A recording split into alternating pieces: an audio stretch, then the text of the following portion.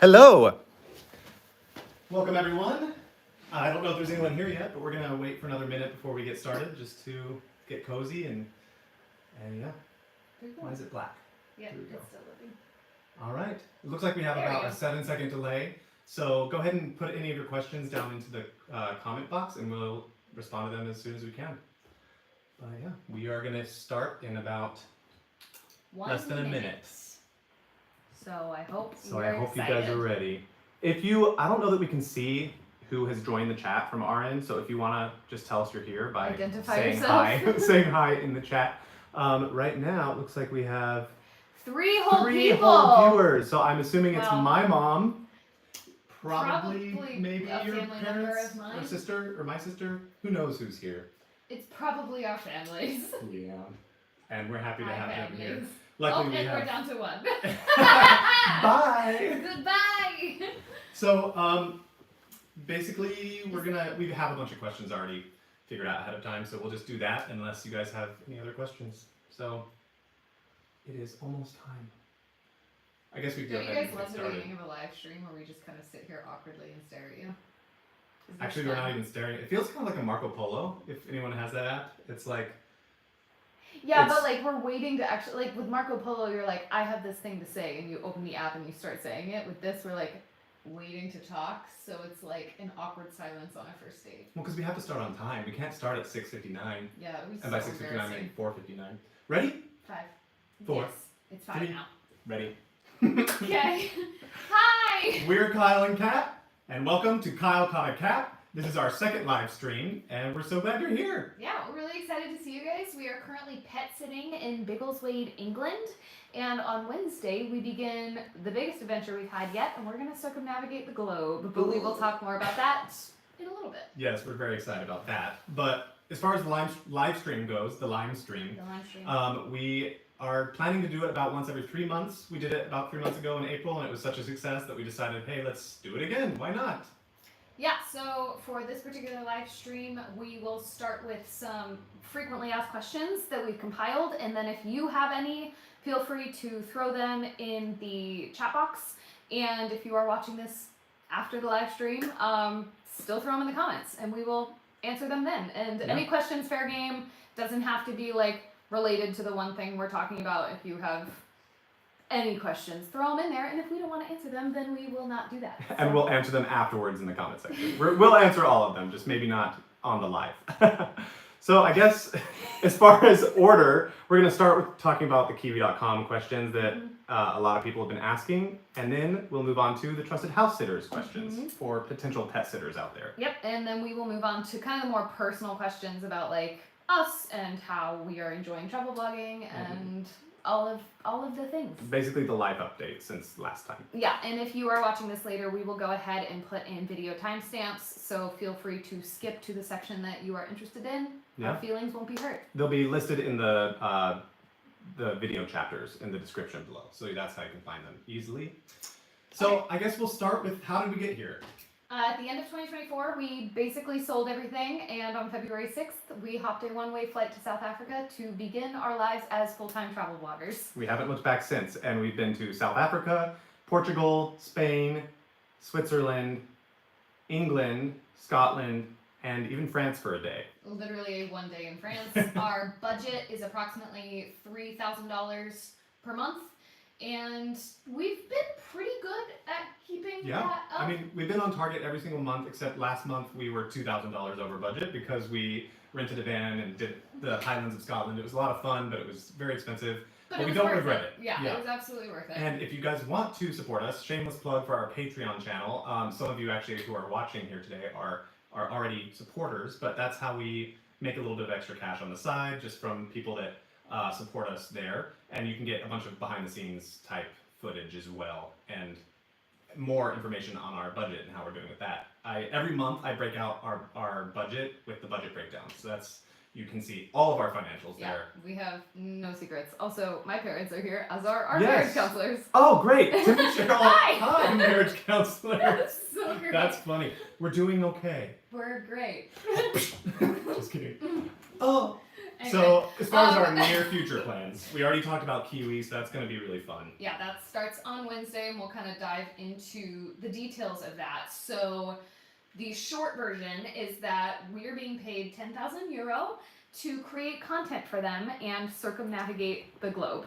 Yes. Also, this is the cat we're pet sitting. Say hello to Everyone say hi to Lily. Lily. She's a drama queen. She is. She's Oh my a little goodness. bagel. And a little diva. She said, I'm going to be on camera. But on that journey, we are going to Greece, China, Vietnam, Australia, Hawaii, Mexico, and Puerto Rico, and then finally returning to London. So yeah, we might actually do the around the world in 80 days like moment where we run up the steps in Trafalgar Square and be like, we did it. We just watched that movie the other day, the Jackie Chan one. Okay, after that madness, we will have about 9 days to relax on a cruise through the Grecian islands with my parents. We've been planning that adventure for the last like 6 months, but the timing actually worked out perfectly to where we will finally get to take a break and just right at the end of Kiwi explore some islands. Yeah, and then after that cruise, it will be December, and we will go into our next workaway. September. It will be September, and that will be in Austria. It's actually a workaway that we found through someone we met at our Portugal workaway. So that's kind of fun. Yeah.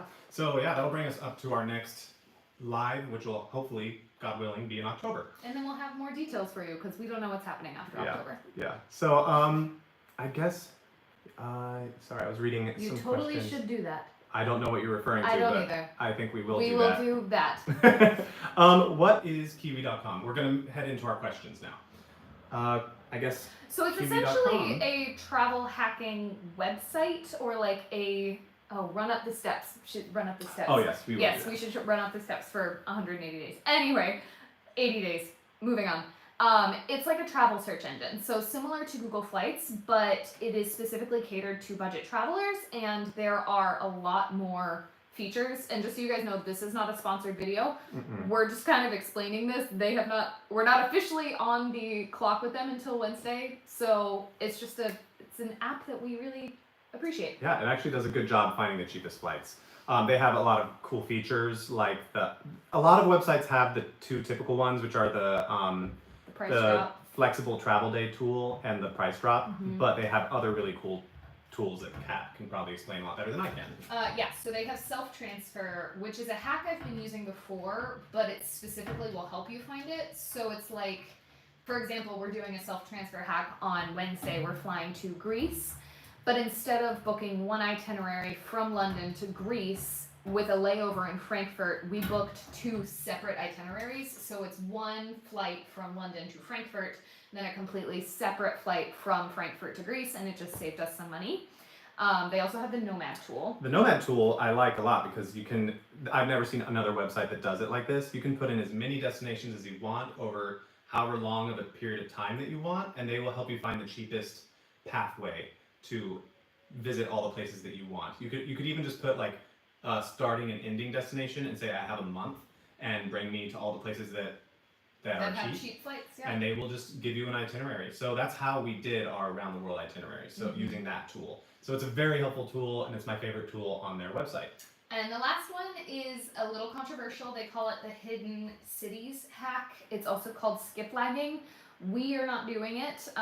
They wanted us to do it in China. And I said, no, thank you. Basically, you don't get on your second flight. Yeah, so if say we had a flight from point A to point C with a layover at B, you would just not get on your second flight and get off at your layover. Occasionally you can get a cheaper flight that way. It can get a little sketchy if you are like going into a country with visas and stuff like that. The cat. If we lose the camera, it's because the cat is walking right in front of the messing tripod. with it. Okay. Next question. What is Kiwi.com's World Travel Hackers Ultimate Summer Job campaign all about? Like, what is that? Basically, it's what we applied for, and it's the job that we got. It's a job. It really is a job, but they marketed it as a sweepstakes. So it's Kiwi.com's clever way of avoiding having to pay like a production company to promote them and make a bunch of commercials that they can post on their social media. It's basically UGC, which is user-generated content. So we'll make them content to post on their page. That they will have like exclusive rights to. It's a little different than UGC because we will be posted in collaboration.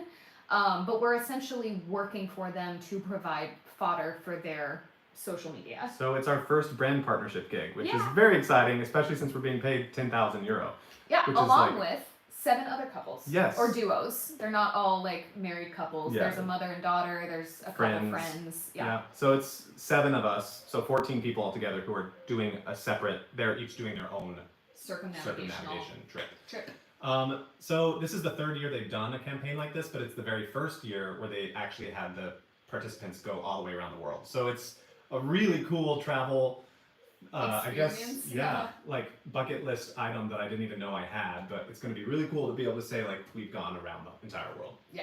So how did you hear about this opportunity? Well, I didn't hear about it. Kat actually got somebody. Shout out to Bonnie on Instagram. She just DM'd us and said, "Hey, this is perfect for you guys." And Kat saw it and I was like, took the lead and sure. And applied. at one of our pet sits, like month, maybe 5-6 weeks ago, when I received that, I just went ahead and wrote the script for our first video. It was before we went to Scotland, and basically was like, do you want to direct this video, this application video? And he was down for it. And it was honestly at the time kind of like, oh yeah, it's like a fun thing, but like sweepstakes like this, competitions like this are always, you feel like they're completely unattainable. So it was wild that it actually like paid off. But we had a feeling. I had a feeling.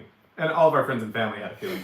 No, I just feel like we were at the perfect time in our channel growth to be that way, because in previous years, Kiwi.com only hired people that were like less than 3,000 followers at the time.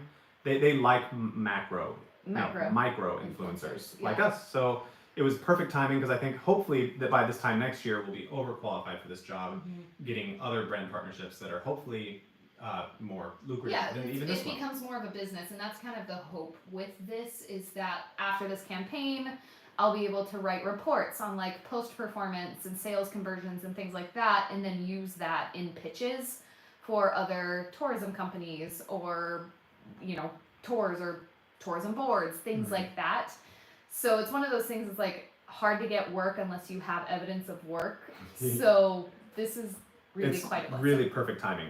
So what was the application process like for Kiwi.com's World Travel Hacker Ultimate Summer Job? So like I said, the first video I scripted, they wanted that first video to kind of introduce the challenge itself, what it was, and crowdsource your audience for destination ideas. And that was video number 1. And so our audience gave us really good ideas for places to go, and we actually used all of them except for like 2 or 3. One of them we tried to use, it was hot air balloons in Myanmar, but unfortunately it's monsoon season, like the wet season there, so they don't even offer hot air balloons. They're like, we won't do that. Yeah, so we're like, okay. So we get to go to Sydney instead. So that's the one location that we weren't suggested going to Australia, but it made one of our travel days like half the distance, because it was gonna bring us to Sydney for a layover anyways. So we were like, why don't we just stay there? So we're going to Cairns for the Great Barrier Reef and Sydney, Australia, and then to Hawaii. But the second video that so it was an application online and then 2 videos. The second video was taking all those suggestions and making an itinerary and then pitching it through the video. And you guys probably, if you watch our Instagram channel, you can go look at those videos. You've probably already seen them. Yeah, they're pinned at the top of our Instagram profile. So then we waited and we found out that we got the job on June 27th. Yeah, so which is literally crazy. 3 weeks ago, which is absolutely nuts. Yeah. Next question. What has the experience been like preparing for this trip? It's been a whirlwind, mostly for Kat, because she does most of our planning and our itinerary stuff. I've been just making YouTube videos, but she's been... Yeah, so for context or reference, if you are new to us, essentially Kyle does all of the YouTube stuff, so the directing of the shots and then all of the editing on DaVinci Resolve, and then I kind of juggle everything else, the social media, the planning, the booking hotels, things like that. And the way that it works out, I compare it to like I am juggling and he's doing heavyweight lifting. Like it's a similar amount of workload, but they're very different. So something like this, even though I've done the majority of it, it's because he's been doing 40 hours a week on DaVinci. But we had to find out where to store our big luggage bags. We had to buy a new bag, which we have right here. It's going to be perfect for what we need. Yeah, because we can only do carry-ons. Lodging. Visas. excursions, This visas. was the first time we needed to book travel visas, so that was, I mean, a learning experience. It wasn't hard. We went to the Chinese consulate in London the other day to drop off. We don't have our passports with us. We Yeah, that was dropped them scary. off at the Chinese consulate Like, and said, bye, we'll see you. So we're picking them up on Monday and we leave on Wednesday. So we're hoping that there's no hang-ups with our passports because then we can't go to China. So I don't think that it'll be an issue. that'll be Yeah. fine. But all that is to say, yeah, it's once we got the email from them, I kind of immediately dove into planning everything, and then we had Zoom meetings with the marketing team and with the other travel hackers, and They gave us the assignments. Mhm. All the 14 of the 18 reels we have are like assigned the subject matter of them. So yeah, we had to like she's been write. scripting. Yeah, it's been good fun, but yes, it's been quite a lot of work. Yeah. Are there any nerves? Yes. I knew this question was coming, obviously. But I think I'm kind of a nervous traveler as it is. I get nervous on planes. I always think of, I think I like to prepare myself for the worst possible scenario. So I'm always thinking of like, if the pilot dropped dead, or if there was an EMF like blackout and all the planes on Earth fell out of the sky, like that kind of stuff. It's really fun to travel with. So just the fact that we have that many flights in a short amount of time is just a little bit stressful for me, and I have to just pray that I can overcome that fear on a constant basis. And then otherwise, I'm kind of nervous about the unknown, being in a lot of cultures. Like we've never been outside of Western culture other than South Africa. That's kind of still Western though. It's westernized. I mean, because it is Dutch and English settlers. So this is the first time to the east for me, and so I know there's going to be a cultural barrier and there's going to be language barriers. I'm trying my best to prepare by looking up the cultural norms and stuff so I don't offend anyone, but I'm nervous about that, and then just nervous about the heat in Vietnam. It's And very hot, very humid. and yeah, And China. and China. Yeah, I'm nervous about that kind of stuff. I am not, but I wouldn't even say that I'm nervous. It's like the thing that I'm like is taking up my brain space is the fact that like there's pressure with this being our first travel related job. So I feel like you see on influencer pages and stuff all on TikTok and Instagram, they're like, I get paid to travel, you can get paid to travel too. They're usually trying to sell you a course.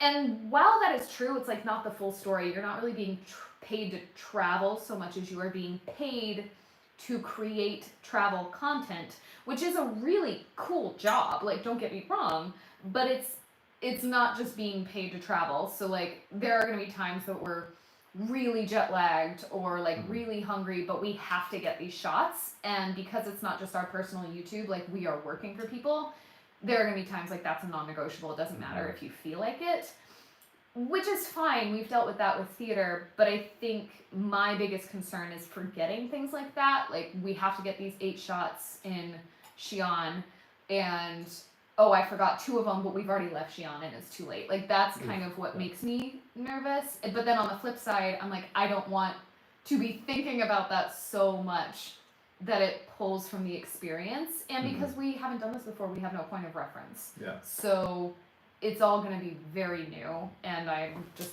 hopeful that the prep work we've done mitigates that. It will. I think that you've done so much work. I'm not worried about that kind of thing because I know that in the worst case scenario, people are kind, people will help. If they see that we're in a real big spot of trouble, I think someone will come to help us. And because of the 10,000 euro that we're getting from Kiwi.com, we can rest in the fact that we have some money left over. Yeah, we have an emergency fund. If we booked the wrong day for a hotel, we can get another hotel. If we miss a train or a flight or a bus, like we can get another ticket. Like it's not the end of nothing other than the plane falling out of the sky, like I'm worried about. Is actually a huge problem. So I think we'll be okay. I don't think planes falling out of the sky is going to be a big problem either. Okay, what are you most excited to see, do, and discover? I'm most excited to see the Sydney Opera House randomly. I think ever since I was a kid, for some reason, that has been a building that I'm like, oh, I want to see that. I don't know if it's because every time Sydney is talked about in a movie or something, it's always like, the Sydney Opera House. Sydney Opera House. Yeah, like a drone shot. Finding Nemo, like it's just always like that's the building, and you have to see if you go to Sydney. I don't think it's going to be that big of a thing, but I'm excited to see it. It's a beautiful piece of architecture. As far as doing, I'm excited to snorkel and dive at the Great Barrier Reef. That's going to be, and that's crazy because I normally don't like open water or swimming in boats, but I've converted. the Great Barrier Reef, like that's, and it's coming back to life now, so it's huge that we get to do that during this turning point for It's the so for the exciting. reef. So that's exciting. And then what else did I write down ahead of time? We take notes so that this yeah. is less chaotic than it could be. Yeah, it would be very chaotic if it didn't. Oh, I'm just excited to see like what it's like to travel out of a carry-on. I'm excited to learn if that is something that's doable for a longer period of time. I think as long as we go to warm destinations, it's doable because we've got both our bags under 14 kilograms, which is crazy. And at times we have to get it under 7 kilograms. So we're going to be wearing and Everything. hiding things in our clothing. It's not even hiding, it's just like being stuffed in pockets and under layers.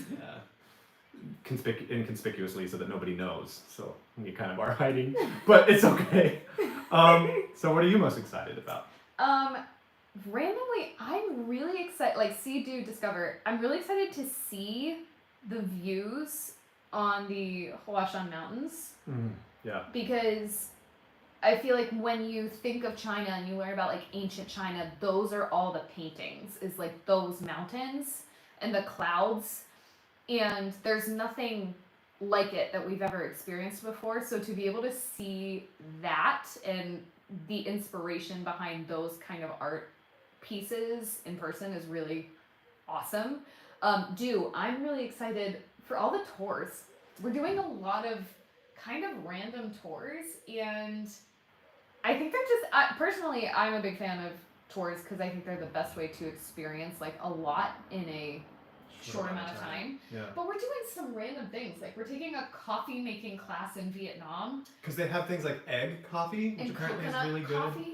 And apparently it's like an art form. So we're going to be very caffeinated. This is iced coffee right now. We're going to be very, I'm like jittery right now, but We'll need to eat the beforehand. tour actually says make sure to eat beforehand. Like eat a full meal before because you you get probably here. have like 5 drinks. But yeah, we're doing that, and we're gonna go into the Coochie tunnels from the Vietnam War, and like scuba diving in the Great Barrier Reef, and we're going kayaking in Puerto Rico at the brightest bioluminescent beach in the world. On the new moon, so it'll be very dark, and the bioluminescence so is going to be incredible. I'm so excited. And then, but we're also doing some private tours, which are really cool because we are staying with friends in Mexico and in Honolulu. So we are going to be able to make like homemade leis from the neighborhood, like from flowers in the neighborhood.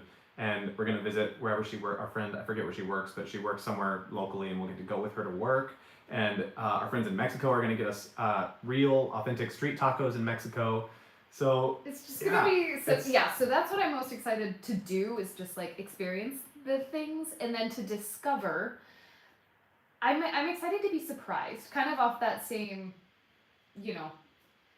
theme, is like I feel like every time you travel there are experiences you don't expect, or people you meet, or plot twists, like you miss your flight but then you get to have this really cool long layover. So I'm excited for those kind of plot twist surprises. I'm excited to see what I love about China because I've never really been super interested to visit China. It's never been, I mean, I would love to see the Great Wall, but like I don't know, like I just was never attracted to China. But here I am going, and I'm very excited. Yeah. So yeah, explore. So that's all of our Kiwi.com kind of questions for now. If you have more, throw them in, And we we'll can come answer back. them. Trusted Housesitters. Let's talk about that. What Yes. what is it? What have we done? So Trusted Housesitters is an app on your phone or on the internet, and you pay $169 a year if you want to pet sit. I don't know how much it is to get pet sitters, but we're speaking from our point of view. So $169 a year, and it's been totally worth it because we spent over the last year probably 3 months total. Yeah, most of the last 2-ish months. And then we did one in January. And yeah, so we, you basically, I'm going to basically read some of this. When you sign up, they do a background check, and then you can apply for sits. People looking for pet sitters post about their house and their pet, and then you can search by date and location of like where you might want to go. We've gotten Kat's mom turned on to it, and now they're going to go pet sit in Canada soon. Yeah. So it's really great, even if you're not full-time travelers, to if you want to see a place, just do it. Yeah, and you like animals, like it's been really Especially nice cats. to, as travelers, be in houses. Mm-hmm. Like, not only is it free housing, but it's like comfortable home. Yeah, and feelings. sometimes you can eat their food. Sometimes they're like, help yourself to whatever's in the fridge or the it's great. Yeah. So I will say with Trusted House Sitters, it is easier to get jobs once you have had jobs.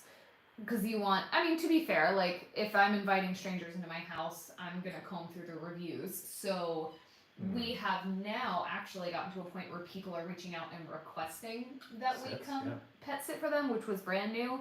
But when we first started, we really had a hard time getting people to accept us. So if you do Trusted House Sitters, kind of a pro tip, I would say look for some very locally to you just to start getting reviews. We did that in Charlotte when we were home in January.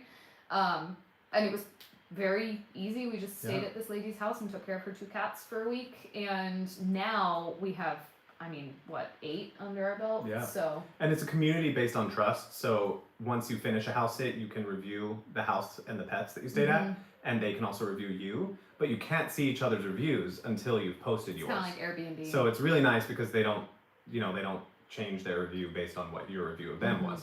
And that's really cool. So another pro tip about both this and Go Booney and Kiwi, we have discount codes for those. So if you, in our description, I think we need to add our kiwi.com one to our description, but it'll be down there after this live is over. You can get 25% off on your Trusted House Sitters membership. And I think you can get 20% off of Kiwi. It's 20 euro credit on your to your first first booking. Yeah. And then Go Booney, I forget what percentage that is. Yeah. But there are discount links if you want to check them out. We'll talk about Go Booney in a minute. Yeah. But is it weird staying in someone else's house? Honestly, for the most part, it's been kind of fine. I do want to acknowledge that, like, all of our pet sits have been either for an American family or an English family. Even in Switzerland, they were an American family. So we have kind of a mutual understanding of like what cultural norms are. So I don't know if it would still feel the same level of comfort outside of, Western UK or Europe.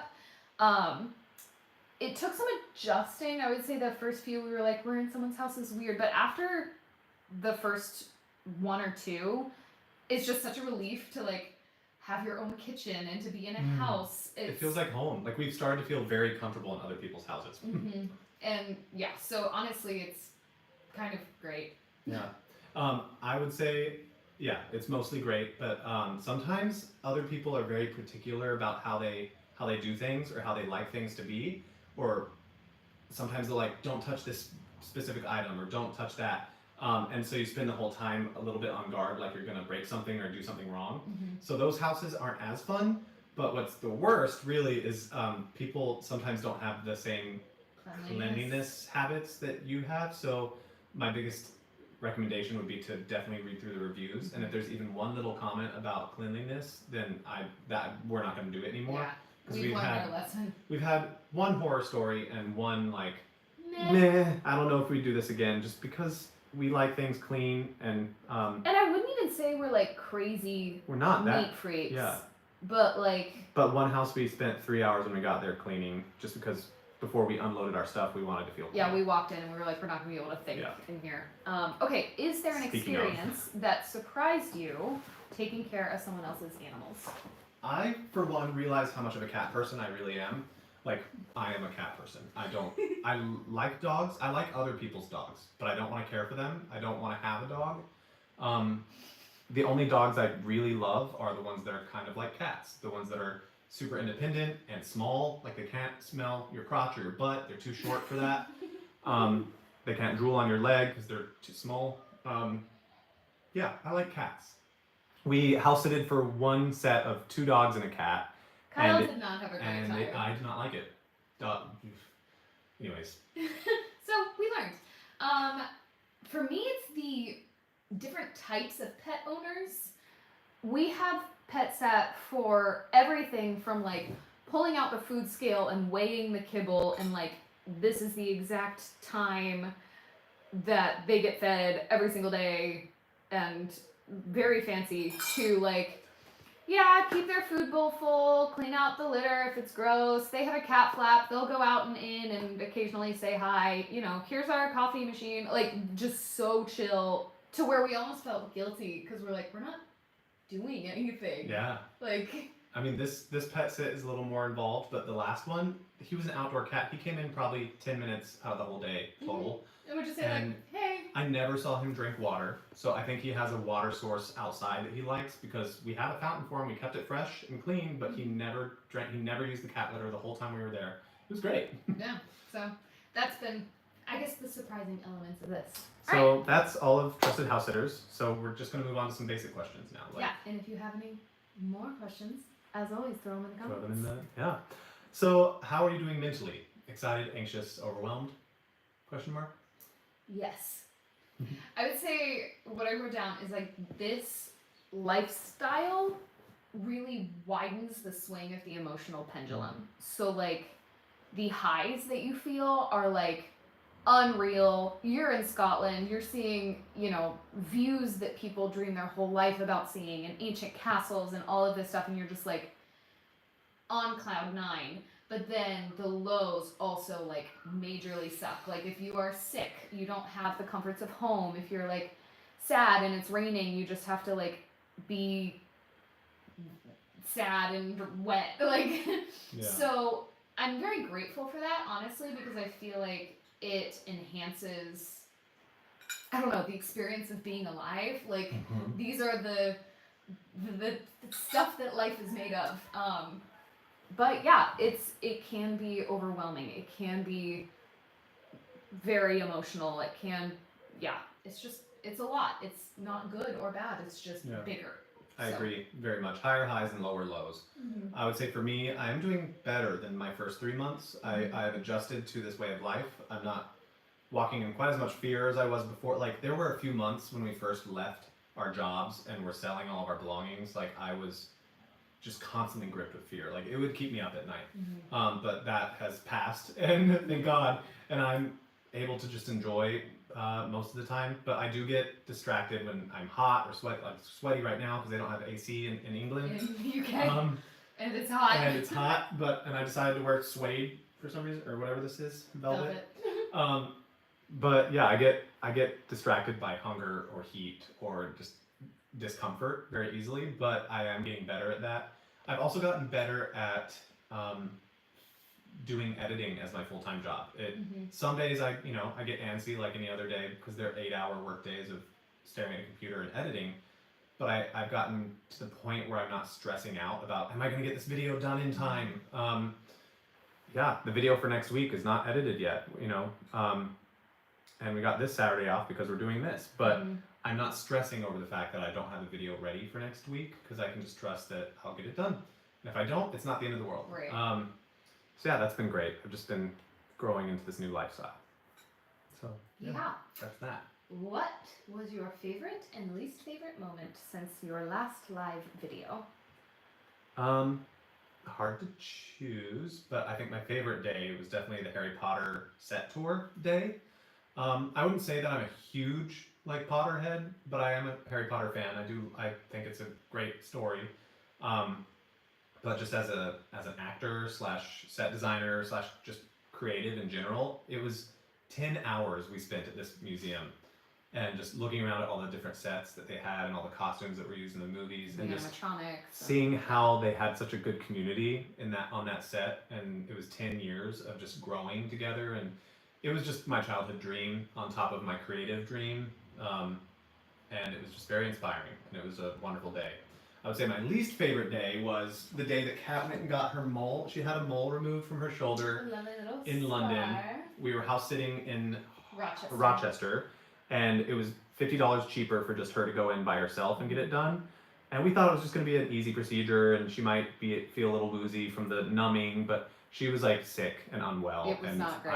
It was way more invasive and intense than I think either of us anticipated. Yeah, so I was like just upset that I didn't go with her to help her, because at that point it was too late. Like by the time she felt bad, I couldn't go it was like help. After the surgery that I was like, hi, I'm suffering. Yeah, so I felt just bad about that. That was kind of a rough day.